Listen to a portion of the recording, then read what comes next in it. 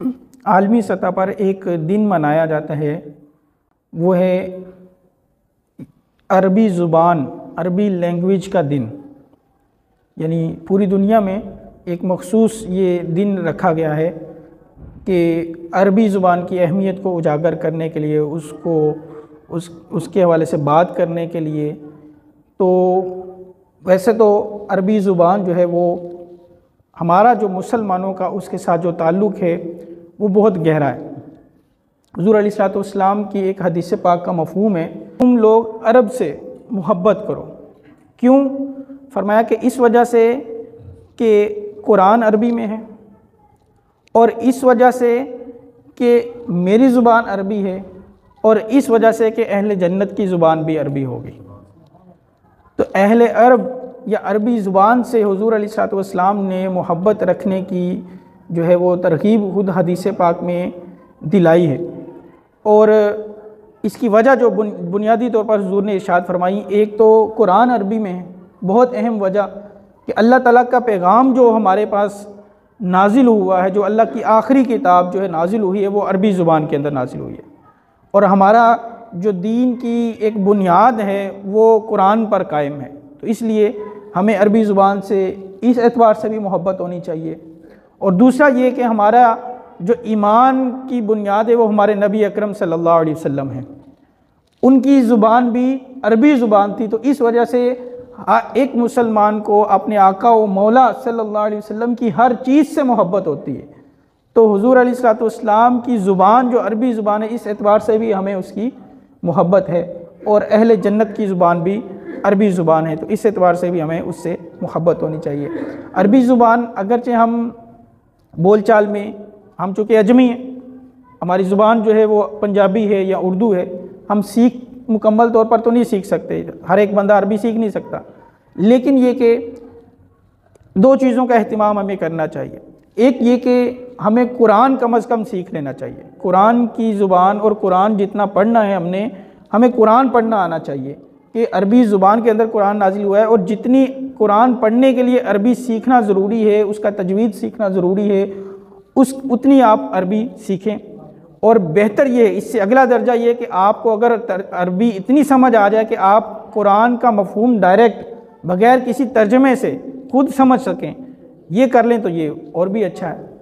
दूसरी बात ये कि हमें अपनी रोज़मर्रा ज़िंदगी के अंदर, लाइफ के अंदर भी हम कुछ ना कुछ अरबी ज़ुबान के अल्फाज इस्तेमाल करते हैं और करने चाहिए। कुछ ना कुछ जो हमारी ज़ुबान के जो इस्लाम ने हमें दिए हैं, आदाब दिए हैं, उनमें से कुछ हम सेलेक्ट कर सकते हैं। मसलन पहला तो हम ये है कि हमारा इस्लाम का तरीका ये कि हम मुसलमान, जब दो मुसलमान मिलते हैं तो सबसे पहले सलाम करते हैं, अस्सलामु अलैकुम व रहमतुल्लाहि व बरकातुहू। कि हम अरबी ज़ुबान में ये उसके लिए दुआ करते हैं कि तुम पर सलामती नाजिल हो, अल्लाह की रहमत नाजिल हो और अल्लाह की बरक़ात नाजिल हो।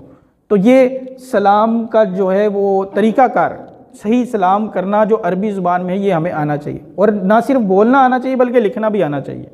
बहुत सारे अफराद पढ़े लिखे होते हैं, यानी वो उनको इंग्लिश कहा जाए तो इंग्लिश वो ऐसे लिखेंगे जैसे उनकी अपनी मादरी ज़ुबान है, लेकिन अरबी में उनको सलाम लिखने के लिए कह देना अस्सलामु अलैकुम व रहमतुल्लाहि व बरकातुहू, ये भी वो सही तरीके से नहीं लिख पाएंगे। क्यों? हमारी तवज्जो ही नहीं है। हमने ये सीखने की कोशिश ही नहीं की कि ये जो अरबी ज़ुबान का लफ्ज़ जो हम दिन रात बोल भी रहे हैं, इसको लिखा किस तरह जाएगा। अगर आपने किसी को तहरीर में ख़त लिख के भेजना है, आपने अगर मोबाइल में मैसेज लिख के भेजना है, उसमें सलाम लिखना है, तो बहुत मरतबा ऐसा होता है कि हमें देखने को मिलता है सलाम जो है वो सही तरीके से लिखा ही नहीं होता, क्योंकि हमने सीखा ही नहीं। लेकिन इंग्लिश में गुड मॉर्निंग लिख देंगे, इंग्लिश में सब कुछ लिख देंगे, वो उनको आ जाएगा, सही तरीके से लिखेंगे। ये सीखेंगे तो हमें आएगा। इसी तरह अरबी ज़ुबान के अंदर आपको कोई चीज़ अच्छी लगती है, तो खूबसूरत लगी, कोई चीज़ पसंद आई, तो इस मौके पर आप, जो हमारा इस्लाम हमें तरगीब देता है वो ये है कि आप उस मौके पर माशा अल्लाह कहें, माशा अल्लाह, और साथ में ला हौला वला कुव्वता इल्ला बिल्लाह या ला कुव्वता इल्ला बिल्लाह यूँ करके कह दें।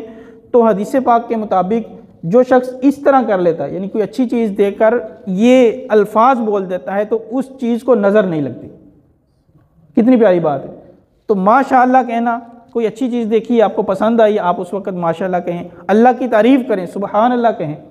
इससे एक तो ये कि उसकी तारीफ़ भी हो जाएगी और दूसरी हमें सवाब भी मिलेगा। अल्लाह ताला की हम्दो सना की नीयत से आप सुबहान अल्लाह कहेंगे तो आपको इंशाल्लाह इसका भी सवाब मिलेगा। तो ये कुछ ना कुछ अल्फाज जो है वो हम ऐसे हैं कि अपनी ज़िंदगी के अंदर जो है वो बोल चाल में इसको राइज कर सकते हैं और इसको अपनी लाइफ का हिस्सा बना सकते हैं। इसी तरह अगर कोई बंदा आपसे रुखसत हो रहा है या आप रुखसत करके जा रहे हैं किसी जगह पे, तो ये सुन्नत मुबारक हुज़ूर अलैहिस्सलातु वस्सलाम जब किसी को रुखसत फरमाया करते थे तो ये फरमाया करते थे अस्तौदिउल्लाह दीनका व अमानतका व आखिर अमालिका। हुज़ूर अलैहिस्सलातु वस्सलाम ये फरमाया करते थे कि मैं तेरा दीन और तेरी अमानत और तेरे अमल का इख्तिताम अल्लाह के सुपुर्द करता हूँ।